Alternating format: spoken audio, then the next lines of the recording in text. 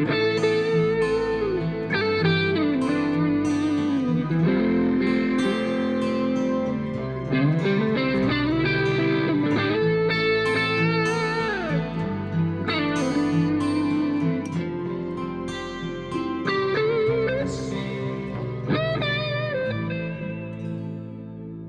hear we were coming, That's lobby. Lobby for lobby gobblers. Here.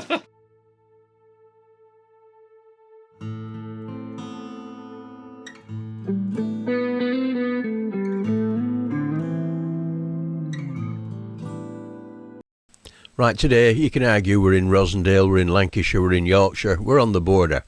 But we're going back up to where Hilltop was, Billy Clayton's Hilltop and the NCB Hilltop. But we're going to have a look at a much older colliery today. We're going to look at Carr Craggs. And Carr Craggs basically is situated just about here. The old main drift went in there on the side of Beaterclough, Greenclough, and a tram road ran all the way down the hill past here and then down into a mill at Portsmouth. So it's a very old pit and it's on the 1844 map, and then later on another drift was driven just there where that is. It was driven as a water level because the coal actually dips quite severely in that direction. So the main drift quickly lost the coal, they couldn't work it to the dip, so they put a new water level in at a lower elevation to get more coal. We don't know a great deal of history about the place, I'm afraid to say, but it worked along the crop edge, all along here, and it didn't get to any great depth because of the dip. So the coal to the dip was mainly worked by Deardens from down near the Astronomy Centre. They came right up the hill up here. Now we've recently found some coal leases, so it is a little bit disjointed. I'd intended to do the history of Carr Craggs and Sandy Road together because the pits, they're inseparable, but we're going to take them as two lots. So we've found some old leases from Flower Scarr Road. You come along Flower Scarr now, which mainly is the Tomridin Wind Farm Road, but it's very, very old. Yeah, it's a very old ancient highway, is Flower Scarr Road, between Lancashire and Yorkshire, and the wind farms made use of it. But we're going to come across, you can see all the red water running out of the new Carr Craggs drift there. We're going to walk down the tram road to about here, then I'm going to come up through the plantation, and we're going to come up to what is known as Sandy Road Colliery. There it is, by the side of Flower Scarr Road, and there's a tramway across to what everybody thinks is the main drift there at the top of Tower Clough. It is a main drift, but it looks as though Carr Craggs may have operated that drift, or certainly put it in for air. Now, it's possibly worked by the Cliviger Coal Company, and they came back in the 1930s. They didn't do a great deal, and they only ever employed 3 or 4 men, but it looks like that drift was then put in. But what the plans do show is some very old workings in this area by a guy named Ashworth, and thanks to Bill Lloyd and some of his archive, we've found out who this James Ashworth is and the lease that he had. So we're going to have a look round there.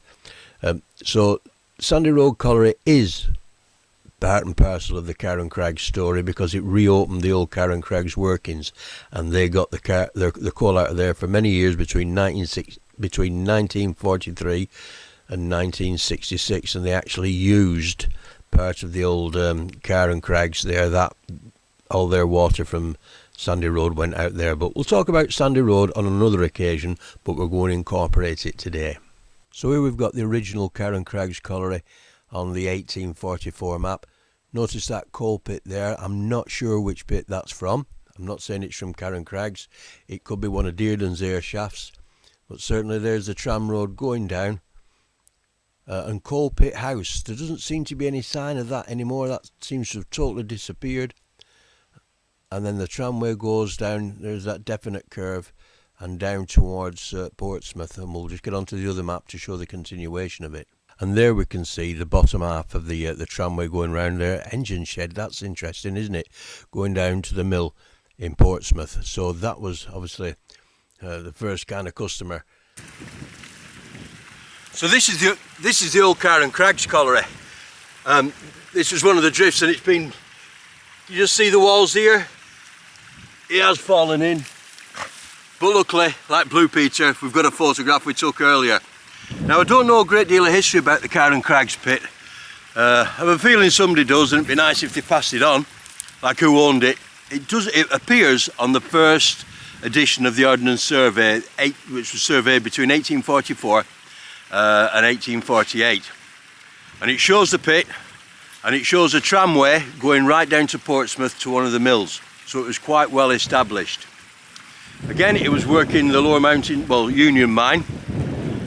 And well, there are workings and reports of pits up here along, very, very ancient, going back a long time. And we can only go back to the 1700s, but they must have gone back a lot before that, really.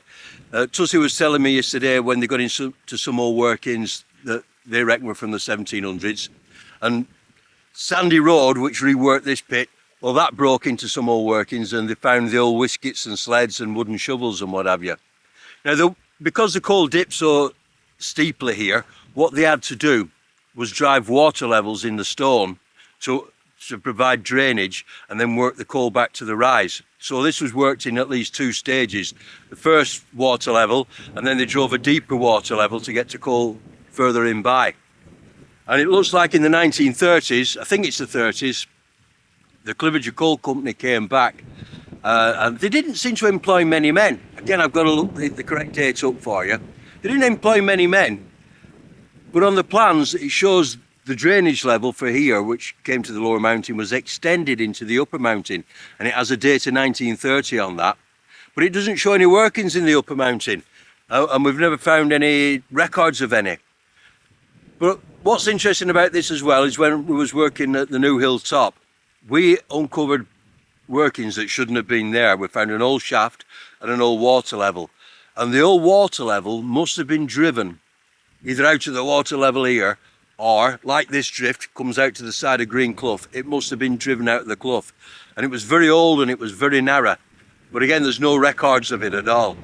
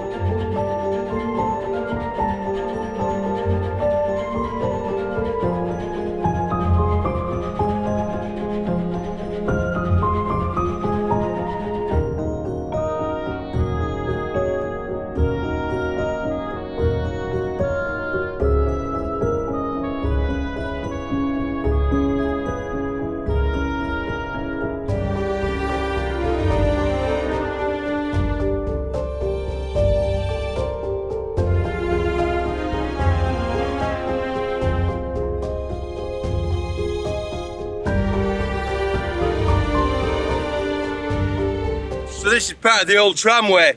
You can see the cutting to the drift that's there, and you can follow it going back the other way. The first map shows a coal pit house that they all seem to have, which was basically the shed with the, you know, the offices, stroke men's cabin, what have you. But I've never come across that. I might try and find it. But this one also, you can see on our location there's the remains of the New Hill Top. And we're coming down, you can see the tramway going down towards Portsmouth there, just hugging the side of the Green Clough.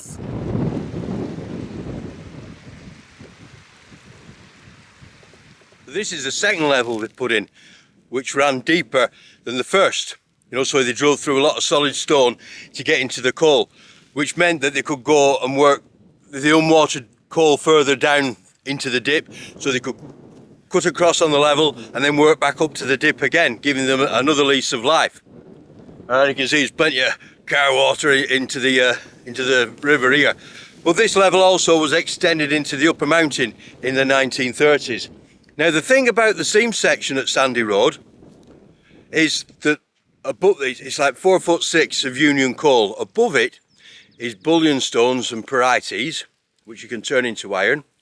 The coal itself sits on a band of ironstone, and then you've got a fire clay floor. So if you're wondering what all the iron stains are, that's what it is. Now, we have records going back to the 1300s in Julesgate and going up where Ramsden Road is, Ramsden Reservoir, of them actually working iron up there. So they possibly could have worked the iron here as well. And when you get round the crop edge of this coal, there's great big ditches. Now it makes you wonder if they've taken not only the coal, but also some of the ironstone as well. We don't know, we can't prove it, but again, it's something that historians and geologists need to be looking into. Well, this is where the second level was into the Carr Craggs Colliery, and this was used to drain Sandy Road up until 1966, because Hilltop closed in January of 1966, sorry, by me dog. But Sandy Road, which was a private pit, carried on till the October of 1966.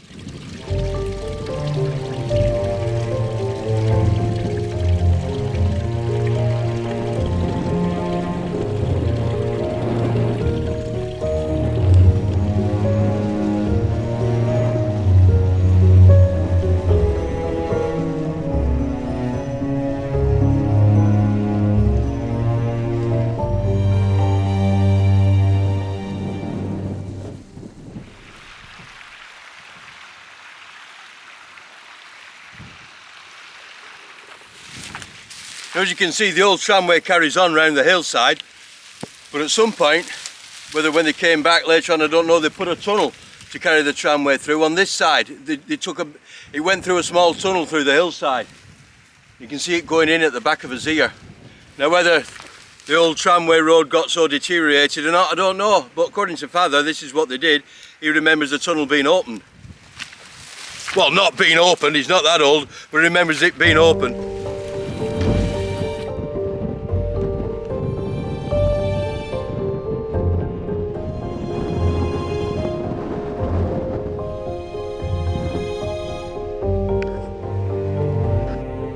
This is, I take it to be the other end of the tunnel. I do have a photograph of it still half open.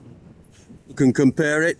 And there's been some sort of structure here, either that or it's just been part of the stone that's fallen off.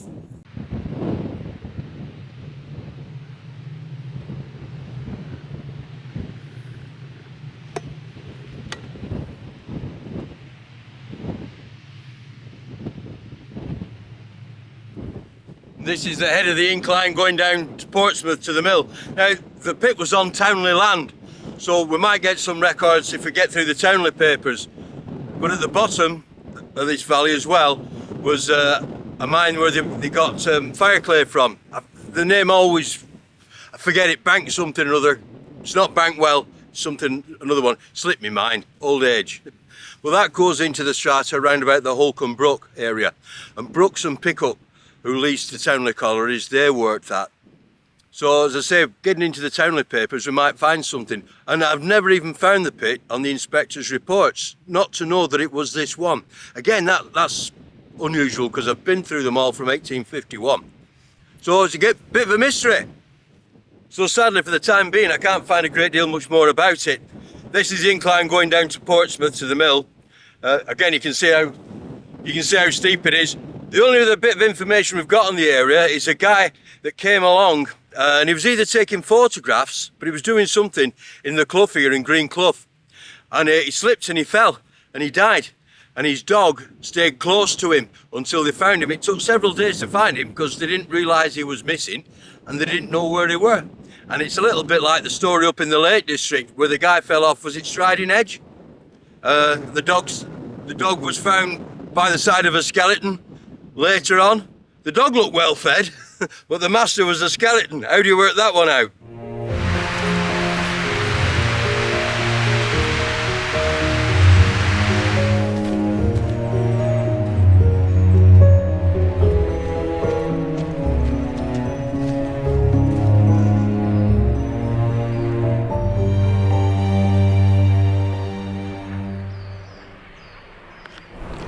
And there we've got the monument to the old in the distance, and then the monument to the newer generation here.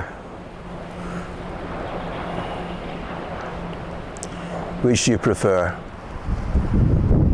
And on this side the red water still flows. We must be along the crop edge.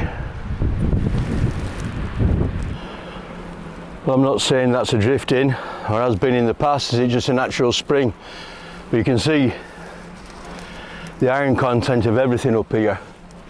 You can also see there the angle of the dip of the strata. That's what the old men were kind of coping with. And it does look like there has been some ways in up here, but I can't prove it. Getting towards Sandy Road now, just on the edge of the plantation, and there's a pit heap just behind us. And you can definitely see, I think there's been some ways in that gully there. The red water certainly flows out of it.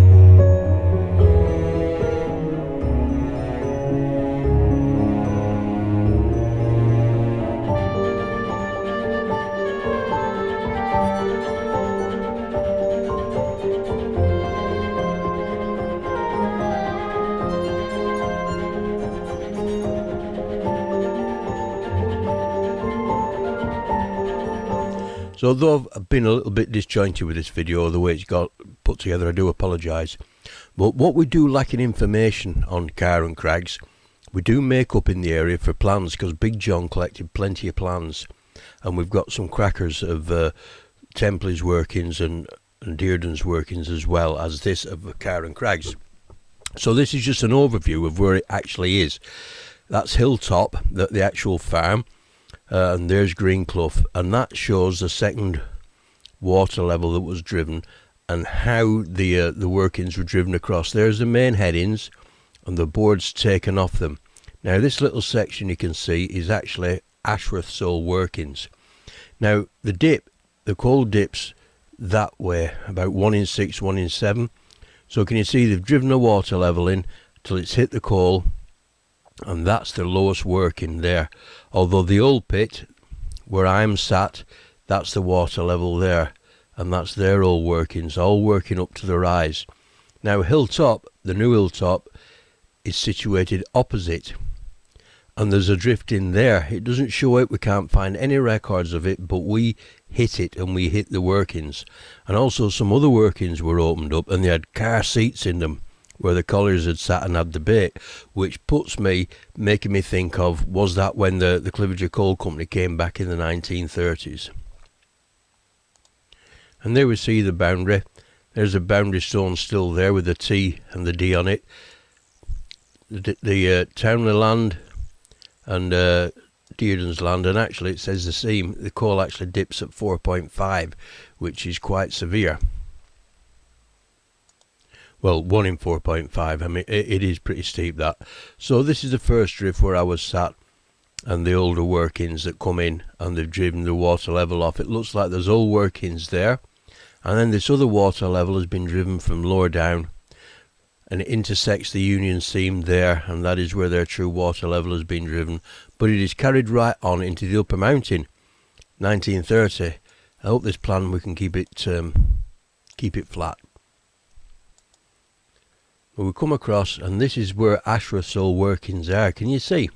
So as well as all workings there's Ashworth, and they're quite considerable, and it's trying to find them on the surface, which is what I'm going to try to do now. And also I'm going to show you this there, that drift there, and I'm wondering if that is the one at the top of Tower Clough that Sandy Road reopened. It was already there when the Cliviger Coal Company finished in 1947. That is why Sandy Road, the East Lancashire Brick Company, didn't go across till 1947, because the Cliviger Coal Company was still there until Nationalization. Now, yeah, 1947 is the date on the abandonment plan. So we'll see if we can find some of these shafts and where some of the old workings were. So what's the score with some of the old leases at Flower Scarr then? Well, a lot of the land here was owned by Byron for a start. William Byron, Lord Byron, the poet Byron. And he ended up in a massive dispute with James Dearden. It's a long protracted story for today. But at one point, Dearden actually got the mineral rights off him. He leased the mineral rights. There was Dearden and a couple of the Lomaxes, and Deardens and Lomax go together like that all the way through. And then there was a protracted dispute over the land ownership, and eventually it was found, or Dearden bought it off Byron. I think Byron had basically got sick and fed up of the whole affair and got rid. So this then became James Dearden's land, the Lord of the Manor of all Rochdale. And then there was other disputes, which we're going to get into. But on that, part of that, one of the disputes, we have a little bit of information on some of the records here on Flower Scarr. Because if you look on Yates's map of 1786, it shows workings at Flower Scarr. It shows a pit working. And there's other sort of records of it as well, and old tools that are found. And you can see old shafts everywhere. Where do they come from? And as I said, on some of the plans it mentions a guy named Ashworth. So who are some of the names on some of the leases?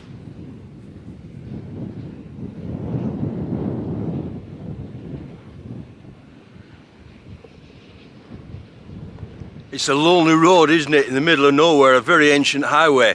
But the first lease I can find is 1773 between Lord Byron, Richard Lord, William Roberts and a William Hayworth. So if that's going back some time, isn't it? That's a good fixed point for some of the ancient workings. And then the next lease we mention is this Ashworth guy. So it's 1793 when we get James Ashworth, who again leases the pits off William Lord Byron. So as some of these old shafts over there, Ashworth's, and did Sandy Road use Ashworth's old shaft as their van shaft? I don't know. Go on, Marg. Okay then, so which Byron is actually which, and what's the actual story? Well, the manor of Rochdale was originally owned by Queen Elizabeth. It belonged to the Crown. But in the 28th year of Elizabeth, which works out to be about 1585, 1586, she'd already been letting the lands to John Byron, who was a knight. But then he took out another lease, and he went a bit further this time because she wanted him to look after the lands and do an intimate survey of them. And also it mentioned the coal mines, so he had to collect rents and what have you for the coal mines and that in the land. And he also had to draw up proper leases with whoever was leasing the pits and what have you. So that was back then, and he was known as the beloved sort of John Byron kind of thing, you know. But in 1638, the Byron family actually bought the lands. They didn't lease them after that, they actually owned them. Not just the manor of Rochdale, they had other lands in Nottinghamshire, Newstead Abbey. But at the time that we're interested in, the lord of the manor then was William Byron. And William Byron was born in 1722 at Newstead in Nottingham, and he was known as the Devil Byron and the Wicked Lord. So we get an idea what he was kind of like. And he kind of took charge of the manor from around about 1836, thereabouts. Now, he joined the Navy aged 14 as a midshipman, and then at 18 he was a lieutenant, believe it or not, on an HMS Victory. And he had a bit of a name, obviously, always getting in debt, and he married to get out of debt. He tried to get some rich wives. Anyway, in 1765, he was drinking with his cousin in the Star and Garter Tavern, which is in Pall Mall in London, and they were both full of drink, and they were arguing about who had most game on their estates. So they kind of had a bit of a duel. They retired to another room to talk about it properly, and it was a bit of a dimly lit room. And when they got in there, well, William took his sword and he run his cousin right through the stomach, and the guy died the day after. So anyway, he got off quite lightly, really. He got off with manslaughter, but he was deep in debt, and he married again to try and get out of debt.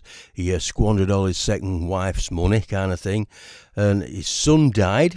So he wasn't allowed to sell a lot of the land because you needed the signature of your heir. But what he did do was sell a lot of Newstead Abbey, and he was just left with a grandson to pass everything on to. But he outlived the grandson, because the grandson got killed in Corsica. He got killed by cannon fire. So this is the guy, William, who these Flower Scarr leases are made out with. This is the bloke, the wicked earl kind of thing.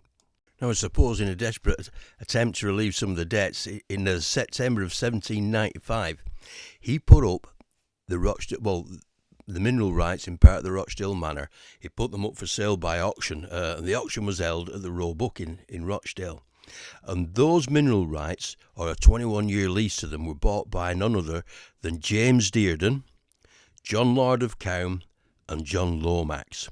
So that's how the Lomaxes and the Deardens came to have the coal rights. Now, Dearden apparently bought out Lord and Lomax as far as the mineral rights were concerned, but they then leased them. Now, obviously, the Earl died and he was succeeded by the poet. Now, Gordon was only 10 when he came into the manor of Rochdale. He must have been really thrilled, mustn't he, really? He was the son, like I say, he was William's nephew, but his dad was called John Byron, or as he was known, Mad Jack Byron. There seems to be a bit of a theme running here. And he sort of squandered all his money and squandered the money of his wives and the poet's mother. He squandered all her money, and he carried on partying, and he died in his mid-30s. So it's no wonder, really, that the poet Byron had a bit of a funny upbringing. His mother was also an alcoholic, apparently, as well. Now, he got into a protracted legal dispute with James Dearden, and it dragged on for years and years and years. So Byron basically got sick of it. He wasn't really interested in Rochdale. He only came once and stayed, I think, a night at Hobwood Hall. So anyway, he finally sold out to James Dearden, the grandson of who had got taken out the lease in the 1790s, and the manor of Rochdale was sold to the Deardens in 1824. And we can clearly see these two shafts here off Flower Scarr Road. There's Flower Scarr Road, and I'm wondering if that road is part and parcel of near where the tramway ran when it went to the new Sandy Road drift, or is it kind of nearby? So that looks like certainly a working coal pit, doesn't it? You can see there's a definite road to it, and that's at the top of Tower Clough. So is that James Ashworth's? Did we get to that pit on the day? Who knows? I hope something more comes of these pits up here. But if we zoom out, we go down into Jules Gate, where many of the pits were situated. Somebody more Colliery there. This is the 1844 map. Is on the opposite side of the river in 1844, and that's where Shaftesbury's agent visited when he interviewed two drawers. And what we know today as Somebody more Colliery is round about this area here. That's where it was, and it worked up under here, and that is what a lot of the old Carr Craggs, the Sandy Road workings sort of hold into. So there's loads more to find out up here. We might never find it out, but it'd be nice to think that we did. So here we are at the top of Tower Clough then, which everybody associates with the Sandy Road Colliery. This is the main drift that they accessed the old Carr Craggs, although there was more than one drift here. And they've got obviously the photographs here, and I've got another older photograph of the big crater behind it with my then girlfriend stood behind it. Didn't I know how to treat a girl? So what's the history of the Cliviger Coal Company, or Cliviger Colliery Company? I do get mixed up with the two.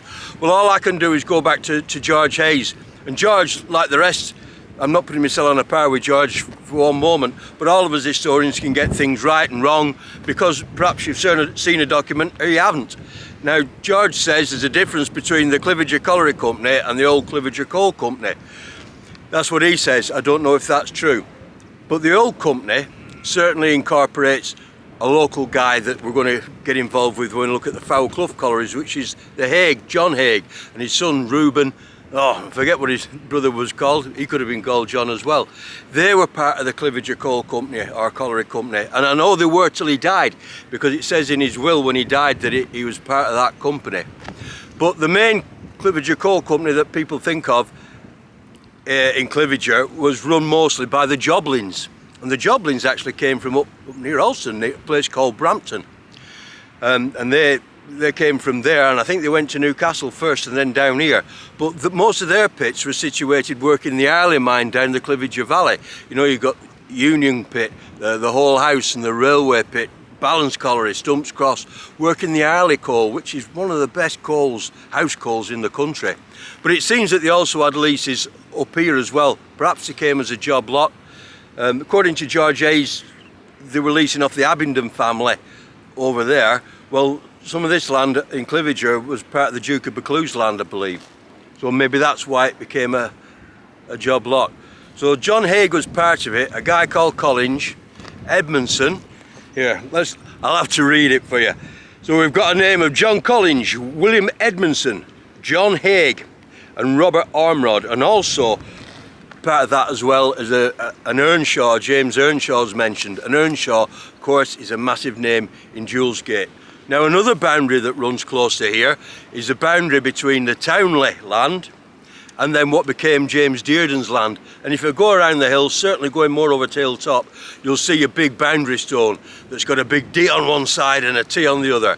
Obviously Townley and Dearden on the other. And the boundary runs close to here. So there should be another boundary stone. So the Carr Craggs pit was working Townley land, the old colliery. And then you've got James Dearden's land here that Ashworth was working on. So it becomes complicated. But there's also lots of old shafts you can see here. I'm not sure if we can find James Ashworth's shaft that is shown on the plan, but there's certainly an old shaft up here. Again, perhaps a lot more history will come up.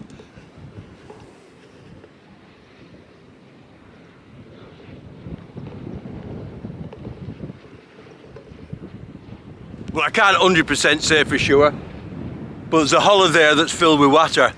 So that could possibly be what was the fan shaft, and maybe Ashworth's old shaft as well. Certainly one of the old shafts that's on the map up there, and if you look on the 1840 map, it shows one with a road actually going to it, like it's working. And what we've got here is a cracking little shaft. You can just see it in the bottom there, and what I'm stood on looks to be like a platform above it. I'll see if I can just get a better shot of it. I can't get the drone up, it's just starting to rain. I'll see if I can get a better shot up here.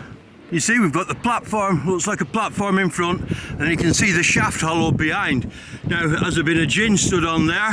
A jack roll or something? A gin may be better. It looks like it. And if we look just to this side, you can see where there's another shaft just up there as well. So these are, like I say, are on the old 1844 map. But intriguing, eh? So we can stand on that platform. Yeah, here we are.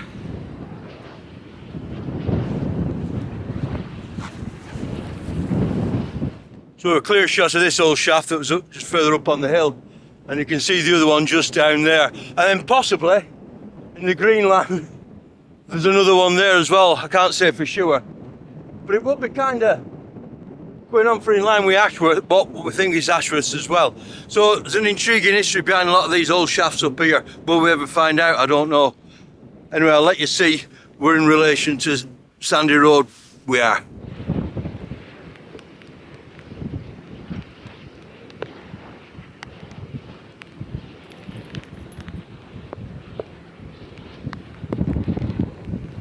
Here we are, it's a barren bleak moorland, innit? And Studley Pike in the background. Anyway, thanks for watching. And any more information comes to light, we'll let you know. And if you've got anything you can give me, please let us know. And as per usual, like, subscribe, and please share. Thank you very much.